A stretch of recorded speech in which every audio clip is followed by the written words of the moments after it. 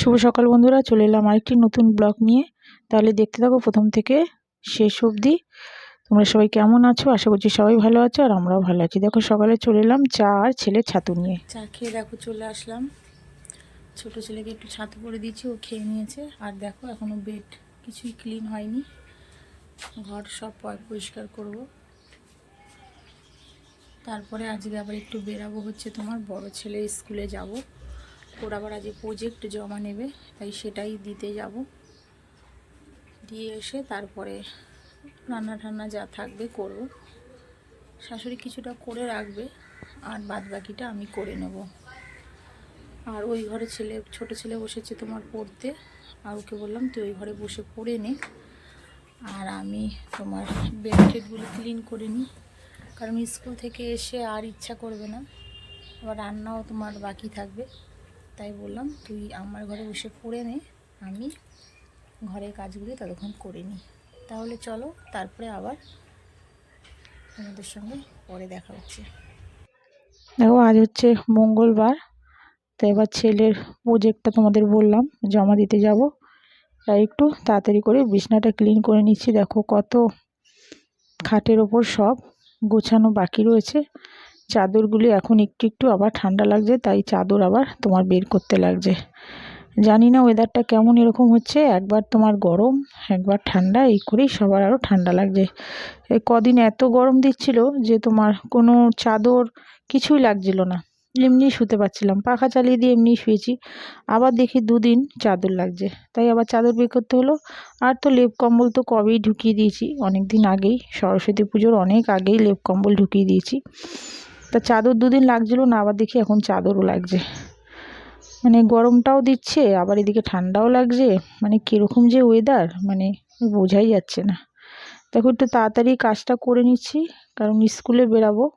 ওর school আমাদের বাড়ি থেকে হয় ধরো আধ ঘন্টার রাস্তা। অটো করে গেলে তোমার 20 মিনিট লাগে, হেঁটে গেলে আধ ঘন্টা। তাই হেঁটে তো আর যাই না, তোমার অটো করেই যাই, 20 মিনিটের মধ্যে পৌঁছে যাই।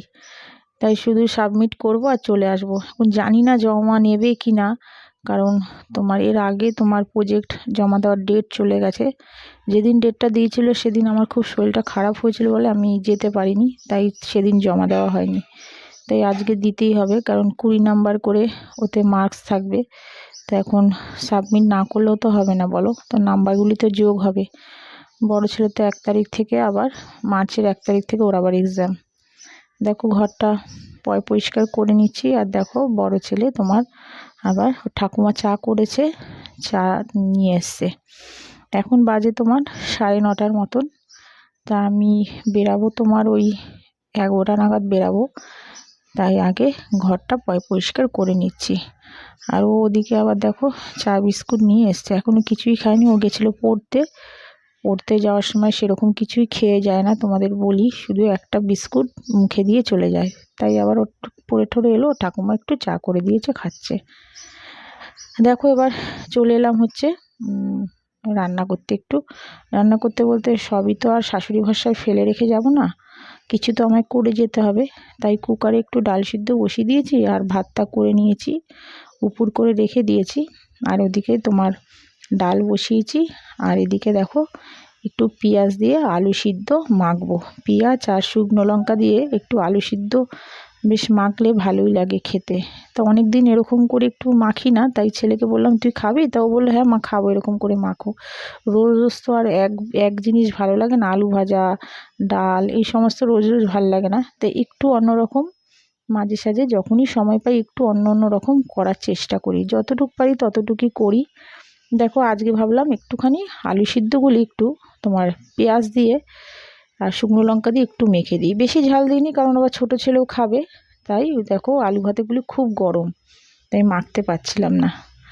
দেখো এবার আলু ভাতেটা মেখে সরিয়ে দিয়েছি, এবার করে নেব পেঁয়াজের একটু ডাল।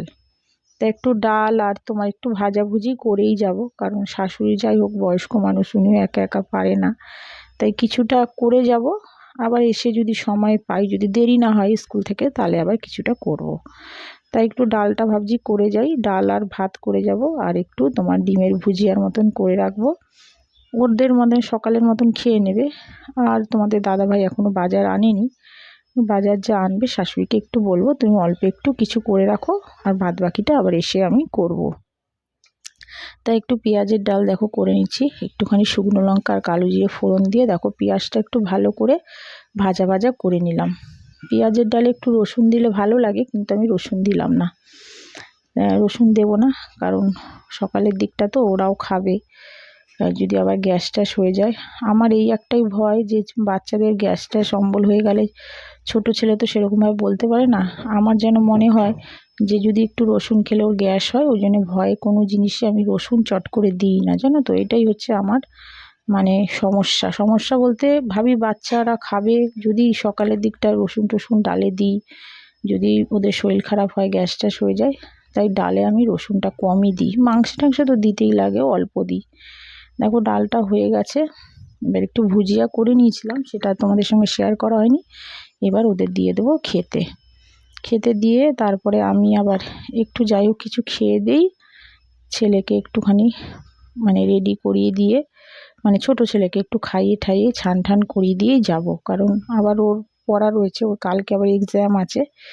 তাই ওকে একটুখানি পড়া ঠড়া দেখিয়ে সকালের দিকটা দিয়েছিলাম, তাই এখন একটু খাইয়ে ঠাইয়ে দিয়ে যাই, তাহলে কি শাশুড়ির একটু তোমার কাজটাও কম হয়, কারণ উনি আবার তোমার রান্না করবে, আমার ছোট ছেলেকে খাওয়াবে, স্নান করাবে, ওনার আবার দেরি হয়ে যাবে, তাই একটু ছেলেকে সব করিয়ে ঠরিয়ে দিয়ে যাব।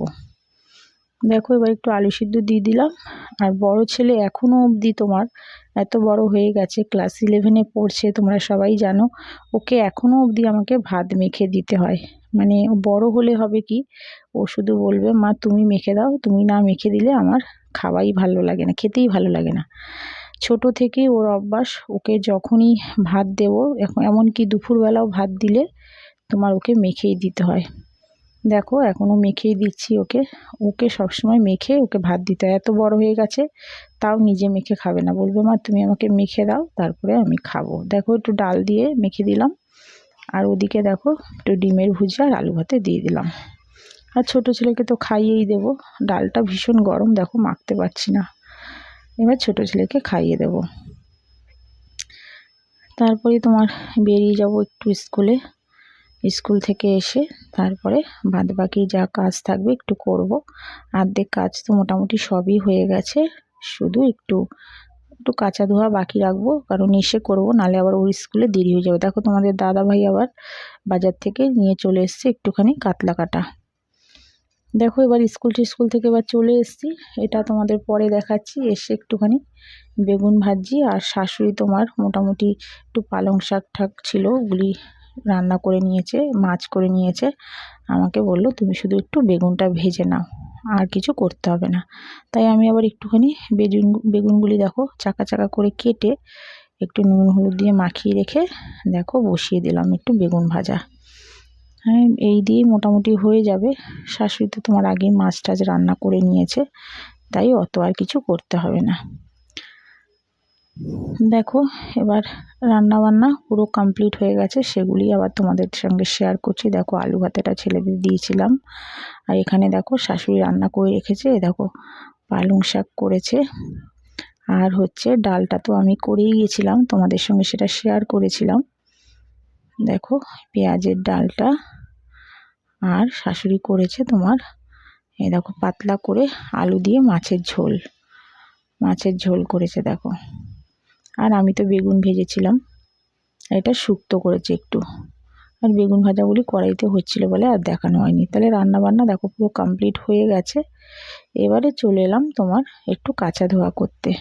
শাশুড়ি ওদিকে গ্যাস ট্যাস পরিষ্কার করছে, আর দুটো আমার কাঁচা ভেজানো ছিল, তা ওইগুলি স্কুল যাওয়ার আগে করতে পারিনি, তাই স্কুল থেকে এসে দেখো রান্নাটা একটু বেগুন টেগুন ভেজে নিলাম, ভেজে দেখো কয়েকটা কেচে নিচ্ছি।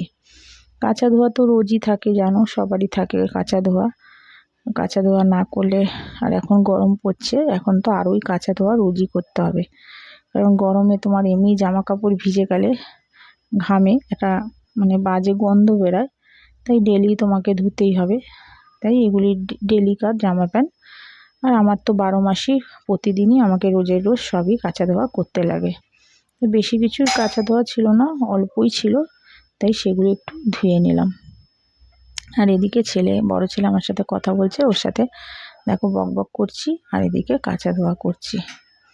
ও সমানে কথা বলে যাচ্ছে যে মা তুমি স্কুলে গেলাম, আজকে আবার তোমার প্রজেক্টটা জমা দিতে পারেনি, মানে এইচএস পরীক্ষা চলছে বলে তোমার ম্যাম বললো আজকে আর হবে না, আপনারা অন্য দিন আসুন, তাই আর জমা দিতে পারিনি, চলে এসেছি।